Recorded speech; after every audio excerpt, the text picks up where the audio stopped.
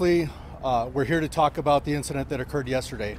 Yesterday at approximately 6:10 p.m., we received a call of shots fired at the local Walmart, 9900 block of Grant Street.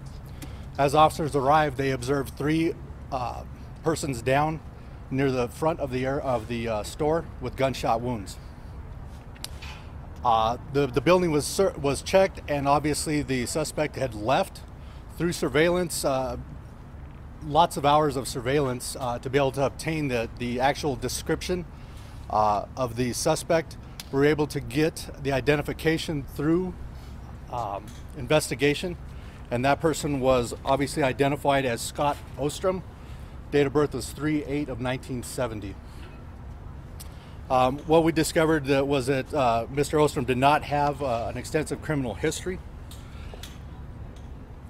There was a search warrant that was obtained for his residence near the area of 7100 Samuel Drive. That search warrant was executed. However, he was not home. Officers were in the area, and this was from a tip that came in from a citizen as far as his location. So officers were there doing the surveillance, and that's when they observed the red Mitsubishi Mirage that was the 2017 that we observed in the video footage seen leaving in the area. The officers that were in the area that were assisting, again, it was assisting agencies along with the City of Thornton Police Department, did a high-risk stop on the vehicle and successfully were able to take the suspect into custody without incident.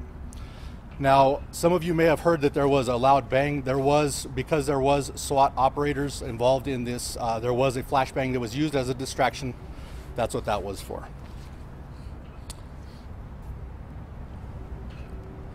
On scene, the suspect was positively identified by our officers that were on scene. That was the Thornton officers, as well as by self-admission. He did admit that he was Scott Ostrem. Any questions? Can you please tell us more about his arrest and I mean, we heard, you alluded to that he was near his apartment. Can you tell us just more, kind of walk us through who calls you, when, and says what? It was a citizen tip that led us to that area.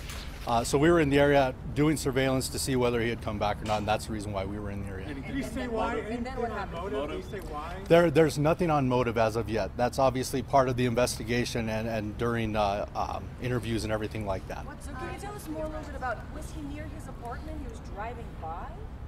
It was in the area, yes. What time was The arrest was,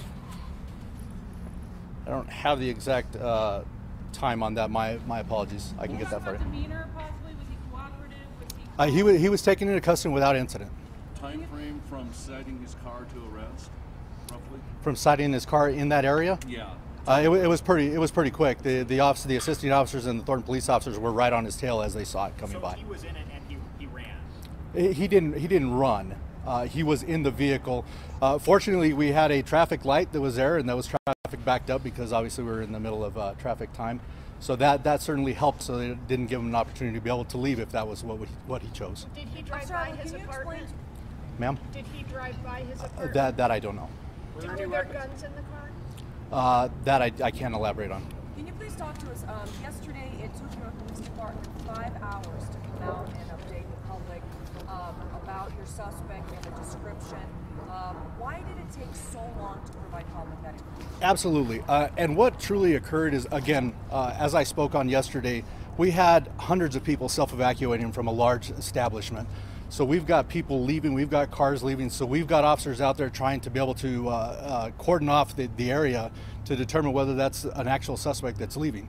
We did have, as quickly as we could, again, we had to render the area safe. We can't just send somebody in, an employee from Walmart, to start reviewing the footage. So once we were able to safely allow a Walmart employee in there to be able to start going over the footage, we had detectives come in, we started going over the footage.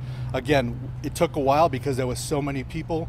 It was mass chaos in there. If the surveillance is available, if and when it is available, you'll see that there was people running everywhere. So that's truly what took the longest amount of time, is to be able to decipher what exactly we had. In other cases, like in Dallas, for instance, you could see that people with either open carry or concealed carry were in the area, say in the Dallas incident a few months ago.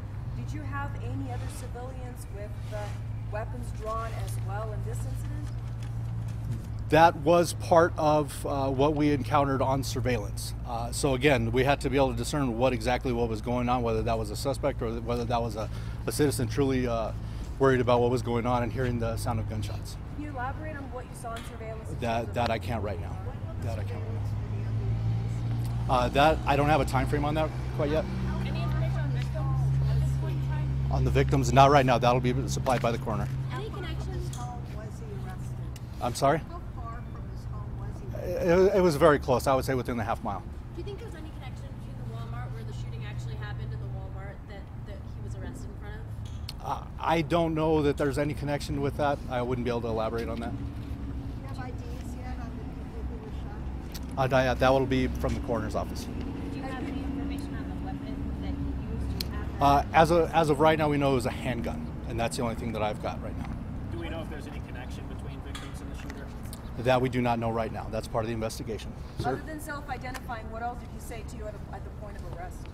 That I wouldn't be able to elaborate on. Did the tipster give his ID, his name, or did they just say this is a location where he might be found? It was just an anonymous tip.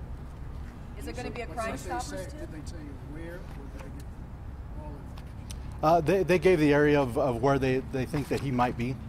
Suspect have family, married, children? That I wouldn't be able to elaborate on right now. Prior convictions, criminal record? He had a minimal criminal history. Can you talk about his demeanor at this point? I mean, obviously you're going to try to interview him. Do you know if he's already said agree to it? Well, obviously our detectives will attempt to interview him, yes. That right now I wouldn't be able to elaborate on. I'm sorry? That I wouldn't be able to answer. Okay, folks, again, I'd like to introduce the... another briefing on the criminal aspects of this case later today with a mugshot and anything that is available. That will, I anticipate will come out on social media with the mugshot. So no more updates on camera today? As of right now, no. Thank you. Hi folks, thank you for being here this morning. On behalf of the city, I want to just extend my deepest sympathies and condolences to the victims' families and their loved ones. Obviously, this is a huge tragedy for them, for the witnesses, for the employees at Walmart. I will tell you that Walmart has been amazing, helping us with everything we needed to process this. I want to thank our first responders who showed up well trained and worked well together to quickly solve this crime. So I want to thank them. I also want to thank our neighboring jurisdictions who also responded. We had so many folks from just around the whole metro area from different public safety units coming in to help, and lots of mayors texting me last night asking, what else we needed. So I just really want to say that, this is a great community that we have here in the Metro Denver, and we're very, very thankful for that.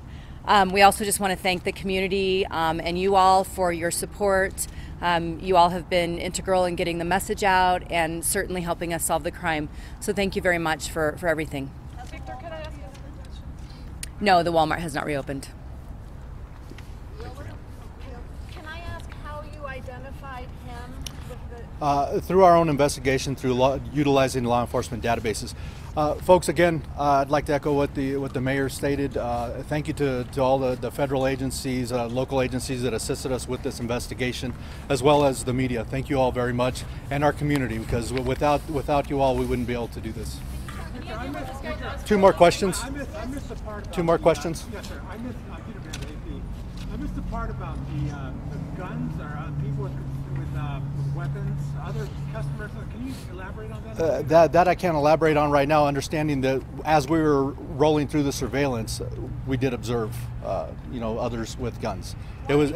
Can you please help us understand just a little bit how you were able to identify him? I know you mentioned that, but that's... Through a law enforcement database, through our own investigation, a law enforcement database. There's a lot of information that goes into that to be able to investigate somebody when we're trying to identify a person, a place, or a vehicle. So are you looking at his image? I mean, did you have fingerprints at the time? There's lots of different things that we were utilizing. Folks, again, that's all right now. I appreciate you again. Thank you very much for coming out. And as things come available, I will be putting it out on social media. So follow our Twitter, please, at Thornton Police.